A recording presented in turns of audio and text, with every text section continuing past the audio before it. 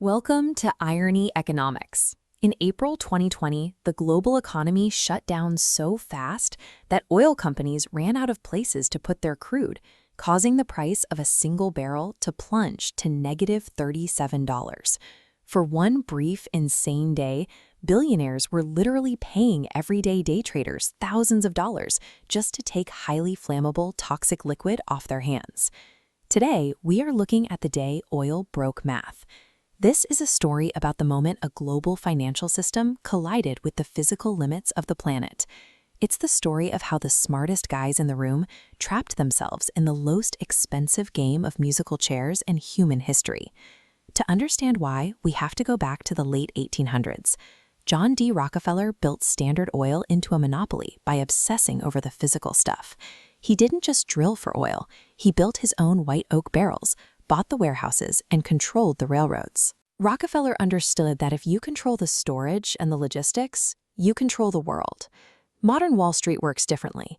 Traders in Manhattan penthouses trade paper, not barrels. Their tool of choice is the futures contract, a legally binding agreement to buy 1,000 barrels of oil at a specific price on a specific date in the future.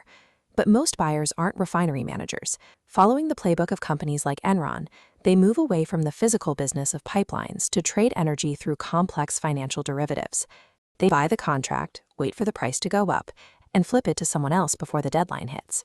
This system works perfectly, right up until the moment the music stops and someone is left holding the bag. In early 2020, a global pandemic hit and the world economy stopped overnight. Flights were grounded, commutes vanished, and factories went dark. The global demand for oil performed a flawless 10-meter dive into concrete. But the oil industry has a mechanical problem. You cannot simply flip a switch to turn off a massive well. Shutting down is incredibly expensive, and if done incorrectly, it can damage the pressure and render the well entirely useless. Because producers couldn't safely stop, they kept pumping millions of gallons of oil into a world that had completely stopped buying it. All of that freshly pumped, unwanted oil had to go somewhere. Pipelines filled up first, followed by massive tanker ships floating in the ocean.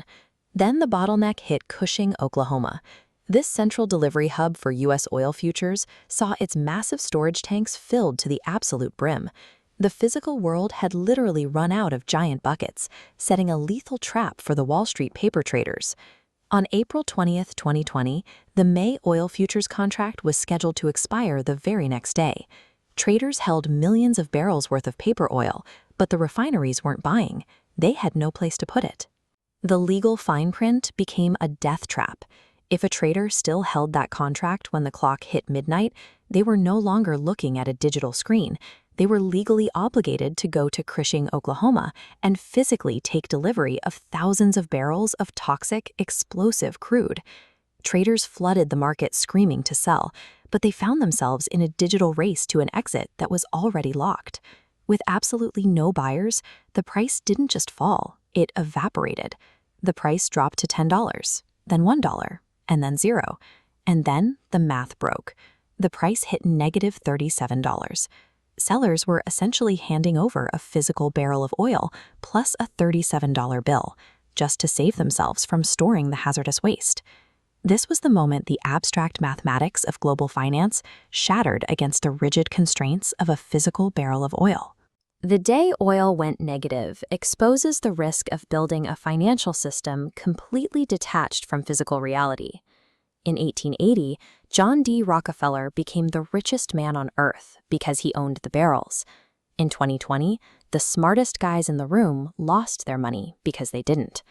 You cannot permanently detach an economy from the physical world because reality always collects its debts. Thanks for watching Irony Economics. If you enjoyed this look into the madness of the markets, hit that like button, subscribe, and let me know in the comments which multi-billion-dollar disaster we should decode next. Until then, keep an eye on your investments and maybe invest in a really big bucket.